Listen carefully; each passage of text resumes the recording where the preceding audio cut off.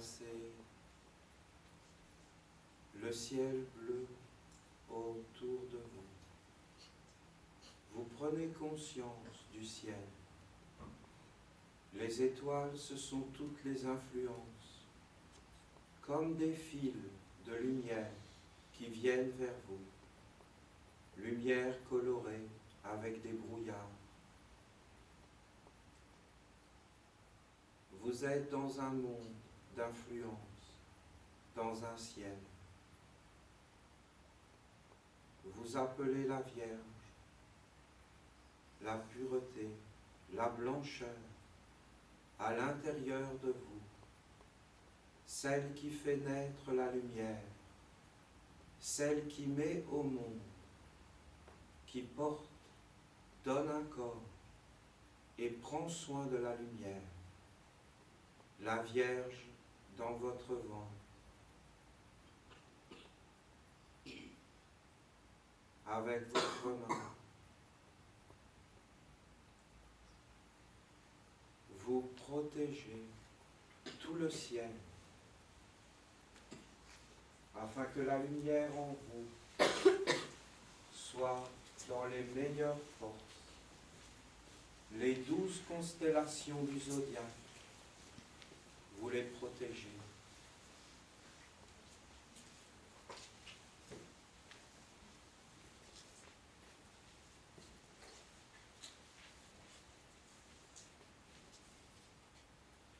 De nouveau, nous nous concentrons. La Vierge, la pureté, la blancheur, le bleu tout autour, le ciel de Gabriel, la lumière qui sort de moi, de mes yeux, de ma bouche, de mes mains, de mon être comme une œuvre pure pour la lumière. Je veux entourer ma vie des 12 perles, des 12 porteurs, des 12 anges, du collier de Gabriel. Je veux entourer ma vie de la ronde des archanges. Je veux me placer dans le ciel de Gabriel, que toutes les influences autour de moi soient pures.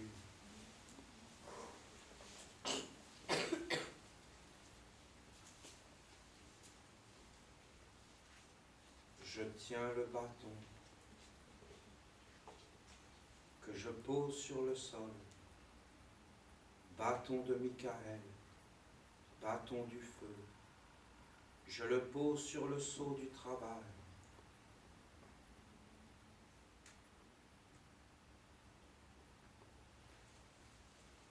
Je tiens le bâton de mon père, Raphaël, bâton de l'air. Je le pose sur le sceau de la santé parfaite.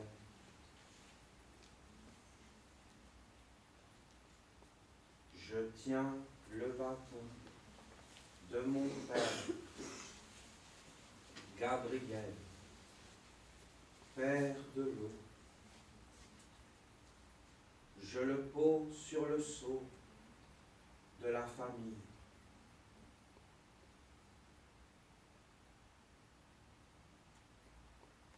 Je tiens le bâton de mon père, Uriel.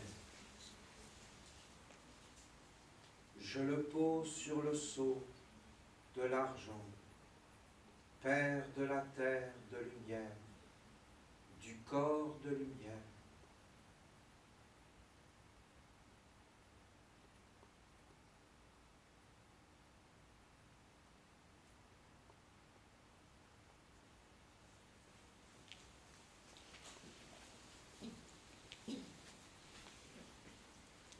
Vous voulez qu'on le refasse une fois? On pourrait partir du bas, on va faire le mouvement, vous voyez, et faire le mouvement comme cela et attraper le bâton. Là, c'est la perfection. D'abord, vous devez faire toute la préparation, par votre pensée, par votre votre concentration et votre savoir. Car voyez-vous, vous n'êtes pas étranger à tout cela. C'est votre vie que vous manifestez. Car en vous présentant dans le temple de l'archange, vous êtes en réalité dans toutes ces choses. Mais vous devez comprendre ce secret, que l'œuvre est collective et qu'aucun d'entre nous n'y arrivera seul. Si vous n'avez pas compris ça, vous n'aboutirez pas dans la vie. La vie est solidarité, la vie est amitié, la vie est communauté, échange. Si vous n'avez pas compris que la vie est échange, vous n'y arriverez pas. La vie est association. Seul vous êtes faible. Ensemble vous êtes fort. La vie est affinité.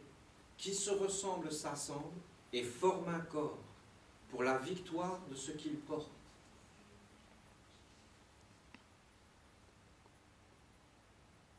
La Vierge, c'est un signe du zodiaque. Il y a des secrets qu'on a appelés le lion, la Vierge, le Sagittaire. Ce sont des secrets qui n'ont pas encore été révélés aux hommes. Les hommes ne connaissent pas ces secrets, c'est caché. Ça a été mis comme des symboles pour garder une mémoire. Faites cela en mémoire. La mémoire est beaucoup plus importante que ce que l'on imagine. C'est la transmission du patrimoine génétique des mondes.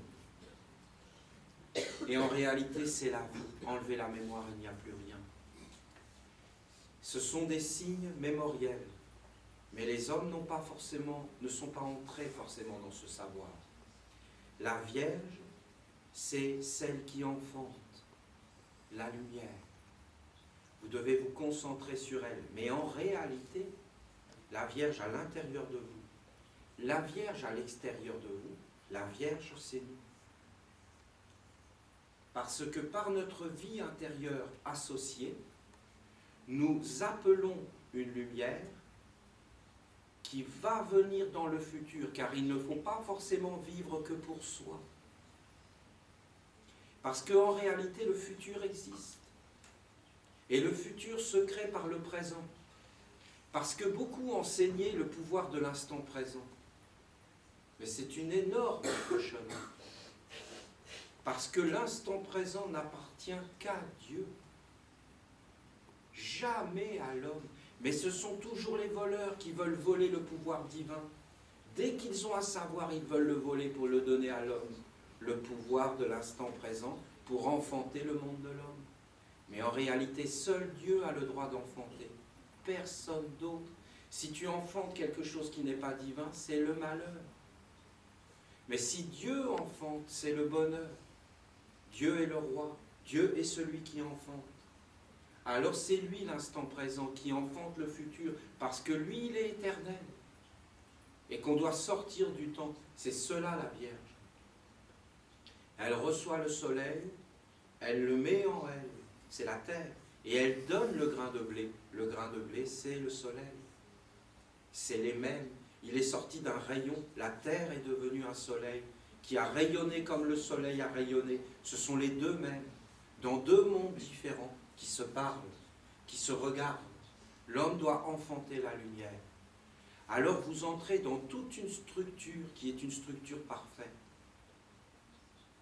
Vous ne voulez pas du ciel et du zodiaque du monde de l'homme. Lucifer, le porteur de la lumière de l'homme. Vous voulez en réalité le zodiaque de Gabriel et les étoiles de Gabriel, le voile bleu de la paix. C'est la Vierge qui a eu ce savoir, la Vierge Marie. Elle était habillée de blanc et avec le voile bleu. Et elle avait aussi le ciel étoilé. Et des fois, elle était représentée sur la terre avec un serpent sous ses pieds. C'est le serpent tentateur.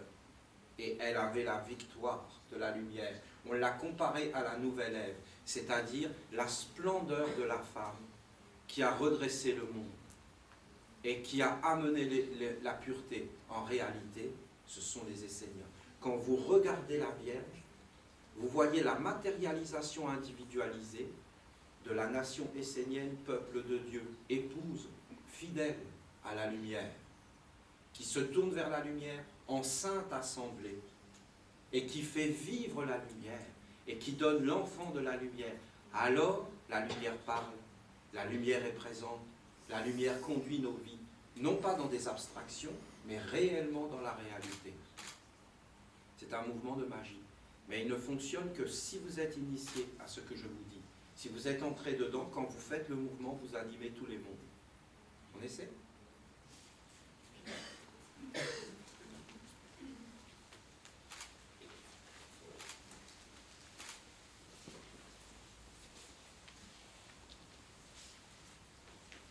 Vous attrapez le premier bâton. C'est dans la continuité du mouvement. Et là, vous le posez. Vous êtes un mage, une vestale. Vous êtes dans la lumière, créateur. Vous posez le bâton. Vous vous tournez vers les quatre coins et vous posez le bâton. Je prends ma destinée en main. Je prends ma vie en main.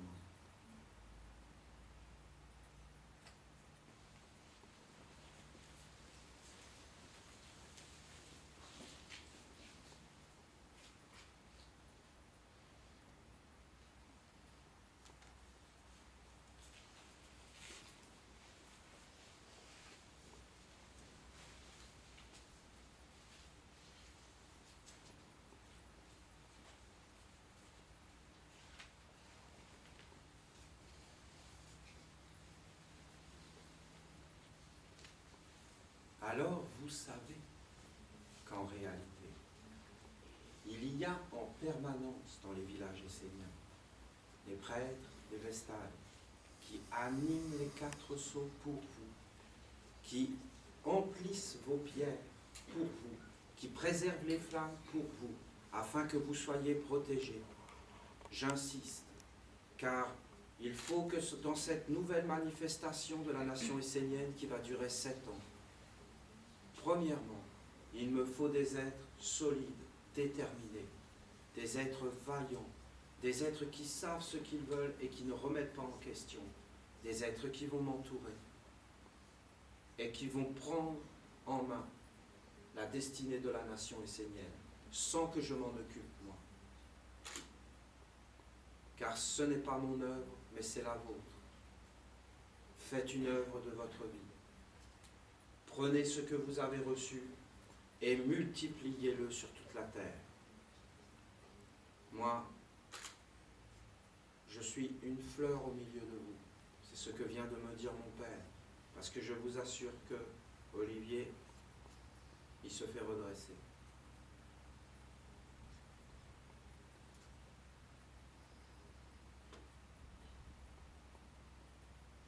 Alors, c'est cela que je demande pour l'avenir.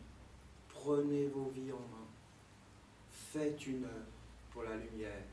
Faites grandir cet enseignement. Prenez-le et faites-en quelque chose, vous. Agissez, c'est l'avenir. Je veux qu'aucun Essénien ne soit perdu. Je veux que ça soit l'amour chez les Esséniens et qu'on prenne soin les uns des autres. Je vous dis, le bonheur, c'est de penser à l'autre, de regarder l'autre et de s'émerveiller. Nous, les Esséniens, nous avons l'amour absolu de tous les êtres et de toutes les créatures, des Esséniens et des non-Esséniens. Mais vu les circonstances du monde, nous devons d'abord penser à nous et à nous renforcer, parce que c'est en étant forts que nous aiderons les autres et pas en étant faibles. C'est en cultivant la sagesse que nous aurons les réponses, l'attitude juste, et que nous cesserons d'être des handicapés de la vie. Alors nous pourrons réellement aider les autres. Mais pour aider les autres, il faut d'abord être riche, sage. Sinon, ce n'est que la catastrophe. Parce que si tu ne sais rien faire, eh bien quand tu veux aider, c'est pire. Il faut d'abord être formé pour pouvoir aider les autres. Alors c'est cela l'avenir. En tout cas, c'est ce que je demande à ceux qui ont des oreilles. Je demande à ce qu'aucun Essénien ne soit perdu. Je demande à ce que les prêtres et les vestales prennent soin de tous les Esséniens. Je demande à ce que ceux qui sont avancés sur le chemin prennent soin de ceux qui sont derrière eux et qui ne laissent pas le savoir dans l'ignorance, mais qu'ils fassent en sorte que tous les Esséniens puissent avoir accès au savoir des Esséniens et que tous les Esséniens puissent bénéficier de toutes les forces qui sont dégagées pour la nation essénienne. Ça veut dire beaucoup plus d'explications doivent être données vers eux, vers les Esséniens. Ils ne doivent pas être laissés à l'abandon. Les Esséniens qui sont dans le monde perdu et que ce n'est pas du tout facile d'être dans le monde, je le vois. On oublie tout. Parce qu'après ces 3 mois, il faut refaire tout le travail dans le temple de l'Archange. Il faut vraiment amener une force dans votre vie. Vous verrez que vous serez heureux. Heureux. Car le bonheur, c'est la fidélité, c'est la discipline, c'est toutes ces choses. Et après, vous verrez tout ce qui apparaîtra. C'est clair pour moi. Et aujourd'hui, je voudrais encore vous dire une chose. Nous sommes une école du mouvement. Le mouvement a une place prépondérante. Parce que vous voyez, je vous le dis, il y a des secrets dans le corps de l'homme que les anciens ont connus. Parce que nous ne sommes pas des êtres irrespectueux de nos ancêtres. Tous les êtres sur la terre qui ont cherché avec honneur, avec beauté, avec sincérité sont nos amis et sont des Esséniens. Ce n'est qu'un nom. Nous sommes des frères. Toute personne qui est dans la lumière, qui est sincère, est pour nous un frère ou une sœur. Les Chinois qui ont fait ces mouvements tellement merveilleux avaient des secrets profonds. Ça ne veut pas dire qu'aujourd'hui, nous devons retourner vers ces mondes, car ils se sont fait capturer par le monde de l'homme. Mais je vous dis qu'il y a une merveille dans le mouvement, et que vous pouvez entrer dans un bonheur intérieur, et une plénitude incroyable, et une ouverture du cœur, et une magie, et faire apparaître des mondes par le mouvement. Nous sommes des créateurs par tout ce qui vit, parce que nous sommes des êtres vivants. Et c'est notre bénédiction.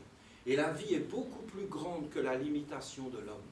Et je vous dis qu'en réalité, il y a des secrets dans le mouvement. C'est pourquoi je demande à ce que soit réactualisé l'ancien savoir que je vous avais apporté à travers l'ordre des Vestales. Je demande à ce que les Vestales s'entraînent dans une harmonie parfaite, jusqu'à faire un seul corps.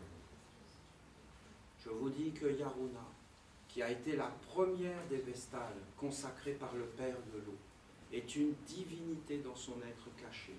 Je vous demande de la protéger. Et je vous demande en réalité d'être dans la paix et dans la lumière. Il y a une douceur dans la femme qui doit être accueillie dans la nation essénienne. Nous ne devons pas blesser le monde divin. Ensuite, vous devez faire des mouvements ensemble harmonieux, comme je viens de vous le montrer. Mais ça peut être des mouvements, vous voyez, de marcher consciemment, en étendant les bras, ou alors comme le maître Peter Donhomme l'avait montré sur le Aum, avec le croisement des forces. Tout doit être conscient. Vous devez entrer dans une méditation parfaite, un état d'éveil.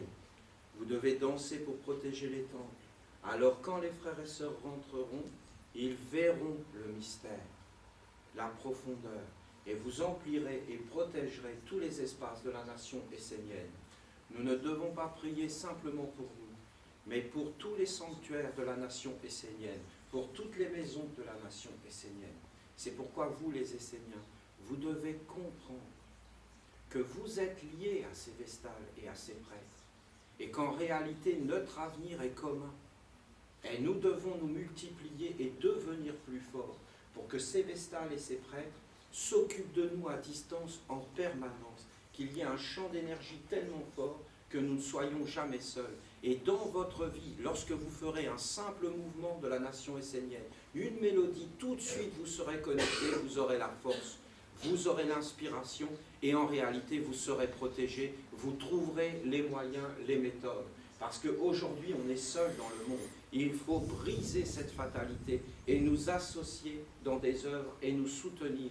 L'archange Michael nous a donné l'ange du soutien mutuel.